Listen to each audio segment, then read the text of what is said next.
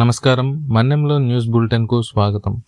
రాజ్యాంగ నిర్మాత Bharat Ratna doctor BR Ambedkar 135వ జయంతి వేడుకలు పోలవరం జిల్లా రాజవొమ్మంగిలో అంబరాన్నంటాయి. అంబేద్కర్ ఆశయ సాధనే దేశాభివృద్ధికి మూలమని రాష్ట్ర ఎస్టీ సంక్షేమ కమిటీ చైర్పర్సన్ ఎమ్మెల్యే మిరియాల శిరీషాదేవి ఉద్ఘాటించారు. దీనికి సంబంధించి పూర్తి వివరాల్లోకి వెళ్తే, పోలవరం జిల్లా రాజవొమ్మంగి మండల కేంద్రం అంబేద్కర్ నామస్మరణతో మారుమోగింది. బాబాసాహెబ్ అంబేద్కర్ 135వ జయంతిని పురస్కరించుకుని మండల పార్టీ అధ్యక్షులు మరియు ఏపీఐఐసి డైరెక్టర్ గొల్లపూడి పెద్దిరాజు సౌజన్యంతో భారీ వేడుకలు నిర్వహించారు. తొలుత గ్రామంలో అంబేద్కర్ వేషధారణలో ఉన్న చిన్నారులు భారీ జనసందోహంతో ఉత్సాహంగా ర్యాలీ నిర్వహించారు.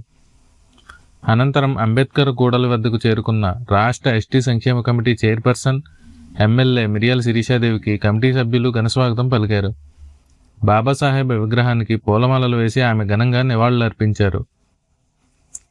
సభలో ఎమ్మెల్యే మాట్లాడుతూ అంబేద్కర్ జీవిత చరిత్రను నెమరవేసుకున్నారు. 1891లో జన్మించిన ఆయన అణగారిన వర్గాల ఆశాజ్యోతిగా ఎదిగిన తీరును కొనియాడారు. కేవలం రాజ్యాంగ పితామహుడే కాకుండా దేశ ఆర్థిక వ్యవస్థకు వెన్నెముక వంటి రిజర్వ్ బ్యాంక్ ఆఫ్ ఇండియా స్థాపనలో ఆయన పోషించిన పాత్రను గుర్తు చేశారు. ముఖ్యంగా కార్మికుల పని గంటలను 12 నుండి 8 గంటలకు తగ్గించడం, మహిళా ఉద్యోగులకు వేతనంతో కూడిన ప్రసూతి సెలవులు అందించడం వంటి విప్లవాత్మక మార్పులు అంబేద్కర్ చలవేనని ఎమ్మెల్యే స్పష్టం చేశారు. అమెరికా, ఆస్ట్రేలియా, బ్రిటన్ వంటి అగ్రరాజ్యాల్లోని ప్రతిష్టాత్మక విద్యాలయాల్లో ఆయన విగ్రహాలు ఉండటమే ఆయన మేధస్సుకు నిదర్శనమని ఆమె పేర్కొన్నారు. బాబాసాహెబ్ డాక్టర్ బిఆర్ అంబేద్కర్ గారి 135వ జయంతి సందర్భానికి విచ్చేసినటువంటి మీ అందరికీ పేరు పేరు నా యొక్క హృదయపూర్వక నమస్కారాలు తెలియజేస్తా ఉన్నాను. భారత రాజ్యాంగ నిర్మాత, మహామేధావి, గొప్ప దార్శనికుడు, అదేవిధంగా ప్రపంచంలోనే అతిపెద్ద రాజ్యాంగాన్ని నిర్మించి గొప్ప ప్రజాస్వామ్యాన్ని అందించినటువంటి మహా నేత ఎవరైనా ఉన్నారంటే అది డాక్టర్ బిఆర్ అంబేద్కర్ గారు. ఈరోజు అన్న చెప్పినట్టుగా నువ్వు నేను మనం స్వేచ్ఛగా సమానత్వంగా ఉన్నామంటే ఈరోజు ఆయన తీసుకొచ్చినటువంటి రాజ్యాంగంలో కొన్ని భద్రపరిచినటువంటి గొప్ప విషయాల కారణంగానే ఈరోజు మనమందరం ఇటు రీతిగా ఉన్నాం. ఈరోజు సమాజంలో ప్రతి ఒక్కరికి సమాన హక్కు, సమాన స్వేచ్ఛ, అన్ని కులాల వారు కూడా రాజ్యాంగాల్లో కూడా అదేవిధంగా రాజకీయాల్లో కూడా పాలు పంచుకోవడానికి మన డాక్టర్ బిఆర్ అంబేద్కర్ గారు రచించినటువంటి రాజ్యాంగమే కారణమని మరొకసారి తెలియజేస్తా ఉన్నాం. ఈ యొక్క రాజ్యాంగాన్ని రచించడానికి 2 సంవత్సరాల 11 నెలల 18 రోజులు శ్రమించి భారతదేశానికి గొప్ప రాజ్యాంగాన్ని తీసుకొచ్చినటువంటి గొప్ప వ్యక్తి ఎవరైనా ఉన్నారంటే అది మన డాక్టర్ బిఆర్ అంబేద్కర్ అని తెలియజేయాలి.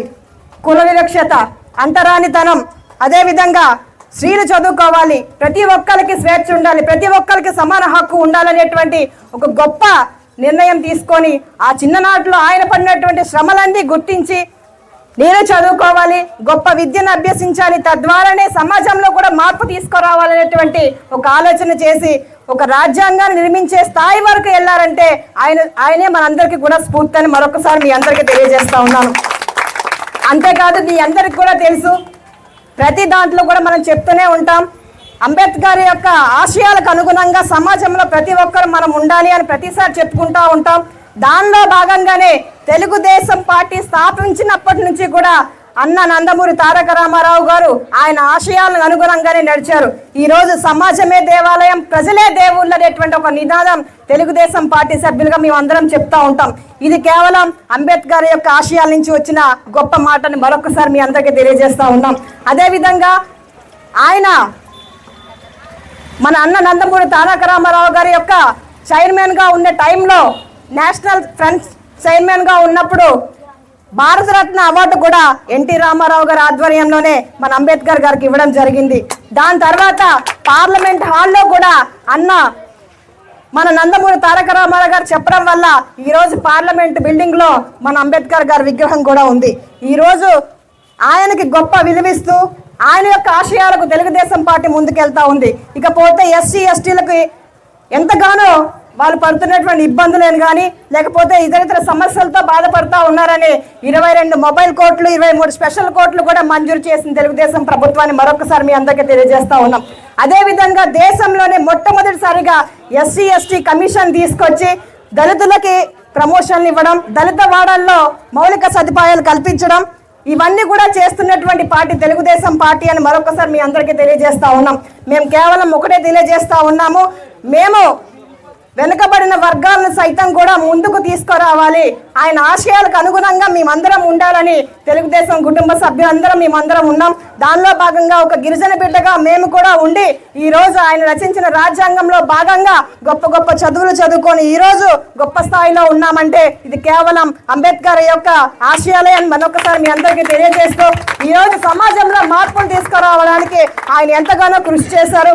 దానిలో భాగం అవడానికి మీరు నేను కూడా కలిసికట్టుగా ఆయన ఆశయాలకు అనుగుణంగా ఉండాలి, ఆయన ఆశయాలకు అనుగుణంగా నడవాలని మిమ్మల్ని అందరినీ కోరుతూ సమాజాన్ని అభివృద్ధి దిశగా తీసుకెళ్తూ దేశంలోనే ప్రపంచంలోనే మన భారతదేశం భారత రాజ్యాంగం నిర్మించినటువంటి ఆ వ్యక్తి నడిపినటువంటి బాటలో నడిచి ఈ రోజు దేశ ప్రజలందరూ కూడా గొప్పగా ఉన్నారని ప్రపంచవ్యాప్తంగా చెప్పుకునేటట్లుగా నువ్వు నేను ఉండాలని కోరుకుంటూ ఈ రోజు మరొక్కసారి మన అంబేద్కర్ గారి యొక్క పుట్టినరోజుని మనం అందరం ఒక్కరోజే కాకుండా ప్రతిరోజు కూడా ఆయన జ్ఞాపకం చేసుకోవాలి, ప్రతిరోజు కూడా ఆయన కోసం మాట్లాడుకోవాలి, ఆయన చేసినటువంటి త్యాగాల కోసం, ఆయన చేసినటువంటి గొప్ప గొప్ప విషయాల కోసం ప్రతి ఒక్కరు స్మరించుకుంటూ ముందుకు వెళ్ళాలని కోరుకుంటూ మరొకసారి ఆయన జన్మదిన శుభాకాంక్షలు తెలియజేస్తూ మీ అందరికి కూడా వచ్చినందుకు శుభాకాంక్షలు తెలియజేస్తా ఉన్నాము. అదేవిధంగా మీ అందరికి కూడా పేరు పేరున ఇంత ఎండలో కూడా వచ్చి నా కోసం వెయిట్ చేస్తున్నందుకు ధన్యవాదాలు తెలియజేస్తూ ముగిస్తా ఉన్నాను. జోహార్ అంబేద్కర్, జోహార్ అంబేద్కర్, జోహార్ అంబేద్కర్, జై హింద్, జై. ఈ కార్యక్రమంలో AMC chairman Lotha Lakshmanarao, society అధ్యక్షులు మొప్పన కేశవ్, కూటమి పార్టీల నేతలు, వివిధ శాఖల ప్రభుత్వాధికారులు మరియు ఎంఆర్పిఎస్ నాయకులు భారీ సంఖ్యలో పాల్గొన్నారు.